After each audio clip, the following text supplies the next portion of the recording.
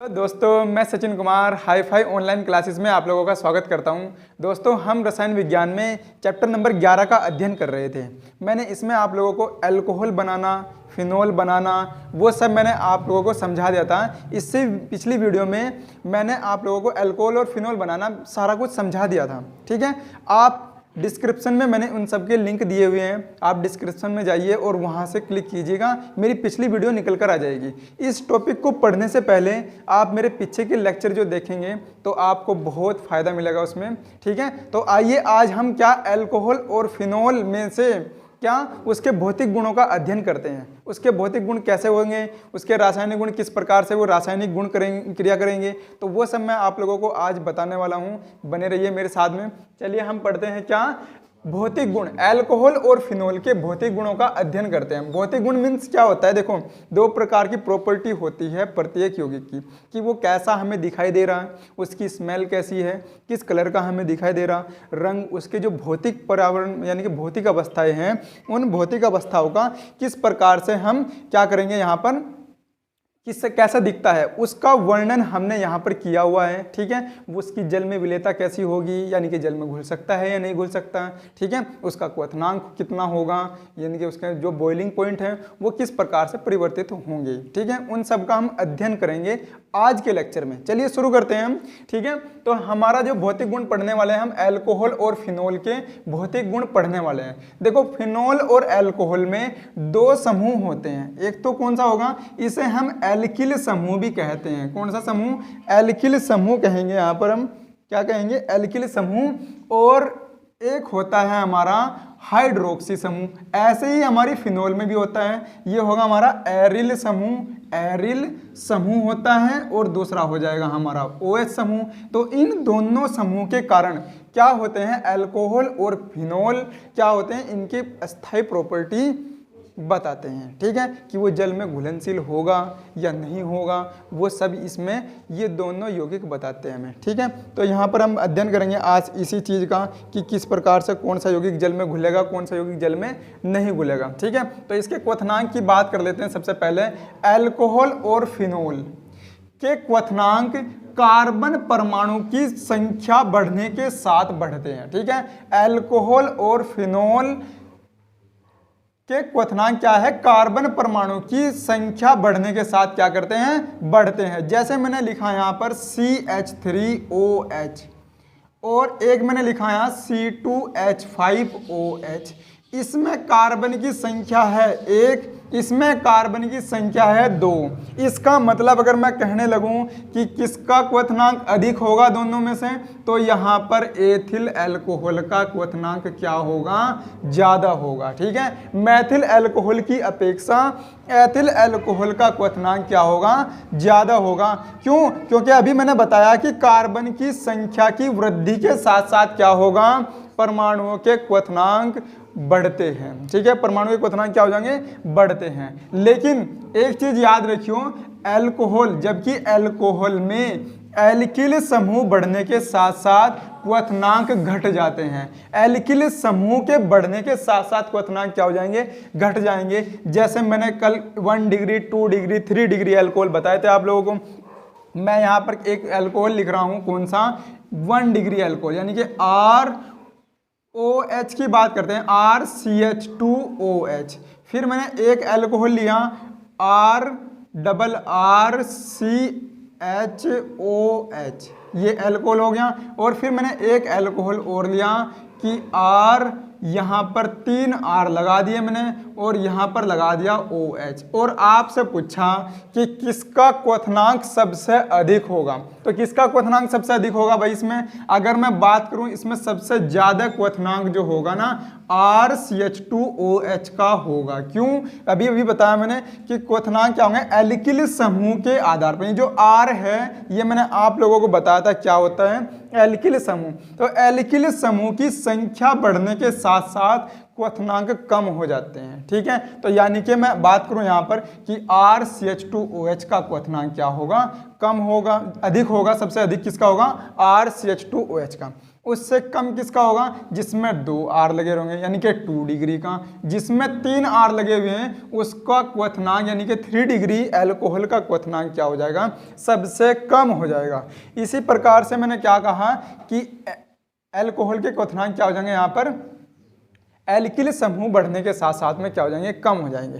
तो ये आप लोगों को समझ में आया होगा कि एल्कोहल के क्वथनांक किस प्रकार से परिवर्तित हो रहे हैं और क्या फिनोल के क्वथनांक किस प्रकार से परिवर्तित होगा। देखो, एरिल समूह की संख्या बढ़ जाएगी, एरिल समूह की संख्या बढ़ेगी तो उसके क्वथनांक ऑटोमेटिकली क्या हो जाएंगे, यहाँ पर कम होते चले जाएंगे। अब इसका कारण क्या है, क्यों कम हो रही है, एल्किल समूह के बढ़ने के साथ साथ में क्वथनांक कम क्यों हो रहे हैं। अब मैं इसका आप लोगों को पूरा समझा देता हूं कि एल्किल समूह की संख्या बढ़ने पर क्वथनांक कम हो क्यों रहे हैं। देखिए, ये सब चीज निर्भर करता है हाइड्रोजन बॉन्ड पर। किस पर निर्भर करता है, हाइड्रोजन बॉन्ड पर। मेरी वीडियो को पॉज करके इन्हें नोट कर लेना आप अपनी कॉपी में, लेकिन यहाँ पर मैं समझा रहा हूँ, समझ लेना। देखो, मेरे पास में ये मैंने क्या बताया भाई, यहाँ पर ये बनाया मैंने HO और फिर H और फिर H। यहाँ पर मैंने बनाया एक अणु किसका, ऑक्सीजन, हाइड्रोजन, हाइड्रोजन। ये मैंने एक अणु ले लिया जल का, ये मेरे पास में वाटर का एक अणु है यानी कि जल का अणु है, और ये मेरे पास में एल्कोहल है, कौन सी, मैथिल एल्कोहल, मैथिल एल्कोहल। ठीक है, जब ये मैथिल एल्कोहल का सूत्र है, इसमें मैंने क्या देखा कि 2 वैद्युतरणीय तत्वों के बीच में हाइड्रोजन आ जाता है, तब वहां पर एक क्षीण बॉन्ड बनता है। उस क्षीण बॉन्ड को हम हाइड्रोजन बॉन्ड कहते हैं। कौन सा बॉन्ड कहेंगे भाई, हाइड्रोजन बॉन्ड कहते हैं। इस बॉन्ड को तोड़ने के लिए यहाँ पर जितनी भी ऊर्जा की आवश्यकता होगी, क्या होगी भाई, जितनी भी ऊर्जा की आवश्यकता होगी उसे ही क्या कहेंगे हम, क्वथनांक कहेंगे। उसे क्या कहेंगे हम, क्वथनांक कहेंगे। तो एल्कोहल का क्वथनांक इस बॉन्ड के बनने पर निर्भर करता है। अगर किसी अल्कोहल में ये क्वथनांक मतलब किसी अल्कोहल में ये बॉन्ड नहीं बन रहा तो उसका क्वथनांक क्या होगा, बहुत कम होगा, क्योंकि उसे तोड़ने के लिए ऊर्जा की आवश्यकता बहुत कम होगी। इसी प्रकार से जिसके अंदर ये हाइड्रोजन बॉन्ड बन रहा है उसे तोड़ने के लिए ऊर्जा की आवश्यकता ज़्यादा होगी, इसलिए उसका क्वथनांक क्या हो जाएगा, वहाँ पर ज़्यादा हो जाएगा। ठीक है, तो यही इस क्वथनांक, जो इनका क्वथनांक होता है एल्कोहल और फिनोल का क्वथनांक होता है, वो हाइड्रोजन बॉन्ड के बनने पर निर्भर करता है। किस पर निर्भर करेगा भाई, हाइड्रोजन बॉन्ड के बनने पर निर्भर करेगा। अब हम देख लेते हैं भाई कि एल्किल समूह की संख्या बढ़ने के साथ साथ क्या होगा। तो यहां पर मैंने बताया था कि 1 डिग्री, 2 डिग्री और 3 डिग्री। 3 डिग्री का देख लेते हैं हम यहाँ पर, 3 डिग्री यानी कि यहाँ पर क्या है कि 3 R लगे हुए हैं। यहाँ पर 1 R, 2 R, 3 R, यहाँ पर O और यहाँ पर क्या होगा, H होगा। ठीक है, और यहाँ पर क्या जाएगा, मैंने इसी प्रकार से जल का अणु फिर लिया यहाँ पर कि ये H होगा और ये क्या हो जाएगा, H। अब ये क्या करता है, देखो हाइड्रोजन ऑक्सीजन तो दोनों आ रहे हैं, ऑक्सीजन यहाँ पर भी है, ऑक्सीजन यहाँ पर भी है, वैद्युतरणीय तत्व हैं दोनों, लेकिन इनके बीच में हाइड्रोजन भी आ रहा। लेकिन क्या होगा कि ये एल्किल समूह जो होता है ना, एल्किल समूह, ये इस पर +I इफेक्ट लगाता है। कौन सा, +I इफेक्ट लगाता है। इसका मतलब क्या होता है, ये अपने इलेक्ट्रॉन घनत्व को किस ओर आकर्षित कर दें, इस कार्बन की ओर आकर्षित कर देता है, जिससे इस हाइड्रोजन का बॉन्ड बनाना बड़ा मुश्किल हो जाए। ठीक है, इस हाइड्रोजन का बॉन्ड बनाना मुश्किल हो जाएगा, इसीलिए इसका क्वथनांक क्या होगा, बहुत कम होगा। ठीक है, इसलिए इसका क्वथनांक क्या हो जाएगा, बहुत कम हो जाएगा।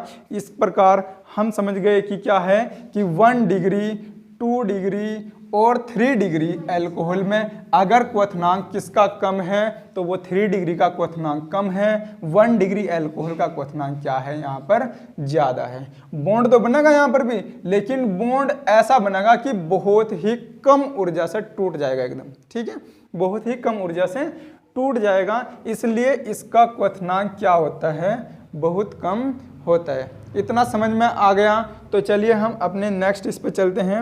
अब हम बात करते हैं विलेयता। विलेयता मतलब घुलनशीलता, कि कैसे घुलते हैं, अल्कोहल और फिनोल जल के अंदर घुलते कैसे हैं उसका भी अध्ययन कर लेते हैं। ठीक है, तो अल्कोहल और फिनोल की जल में विलेयता इस हाइड्रोजन बॉन्ड पर निर्भर करती है। ठीक है, हाइड्रोजन बनने के कारण होती है। ठीक है, अल्कोहल और फिनोल की जल में विलेयता हाइड्रोजन बॉन्ड बनने के कारण होती है।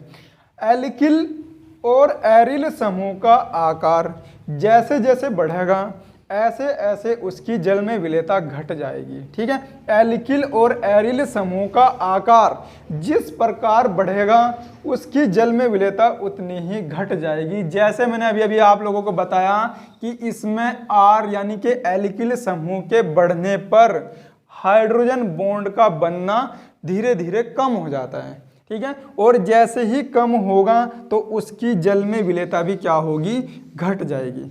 उम्मीद है आप लोगों को ये भौतिक गुण समझ में आए होंगे।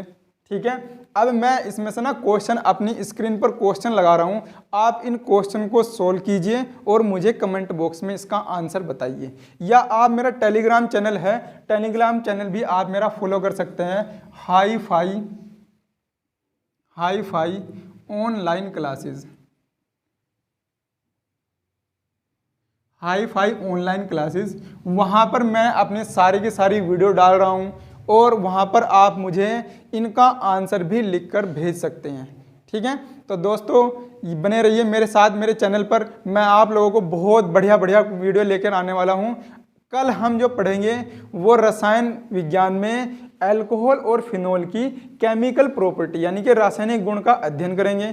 ठीक है, तो चैनल को सब्सक्राइब कीजिए, वीडियो को लाइक कीजिए और बने रहिए मेरे साथ। ठीक है, मैं आप लोगों को बोर्ड में आने वाले क्वेश्चन की भी सीरीज लेकर आने वाला हूं।